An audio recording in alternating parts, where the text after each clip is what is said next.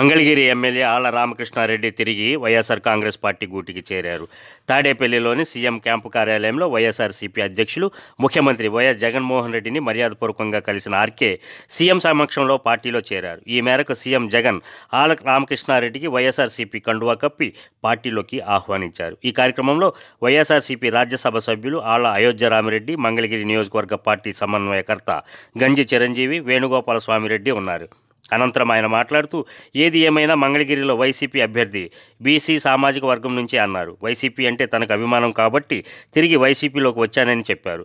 2019లో ఏ విధంగా ఓసీ వర్గం చేతిలో ఓటమి చెందాడో అదేవిధంగా 2024 ఎన్నికలలో కూడా లోకేష్ బీసీ అభ్యర్థి చేతిలో ఓటమి తథ్యమన్నారు.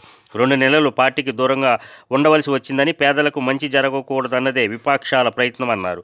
విపక్షాల ప్రయత్నం ఫలించకూడదనే తిరిగి వైసీపీలోకి చేరానని అన్నారు. వైనాట్ 175లో నేను కూడా భాగస్వామిని కావాలని, అదేవిధంగా 25కి 25 పార్లమెంటు స్థానాలు కూడా తిరిగి వైఎస్ఆర్ కాంగ్రెస్ పార్టీ కైవసం కావడానికి నా వంతు కృషిగా నేను పనిచేస్తూ ఇవాళ జగన్మోహన్ రెడ్డి గారికి చాలా స్పష్టంగా చెప్పుకోవడం జరిగింది.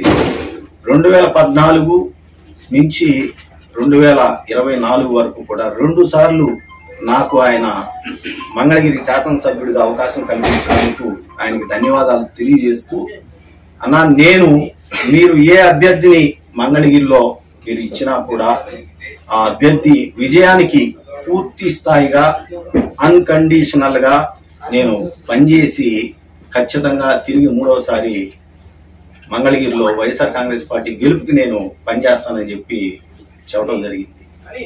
ఇటువంటి పరిస్థితుల్లో ఇక నుంచి అన్నకి నేను చెప్పడం కూడా జరిగింది.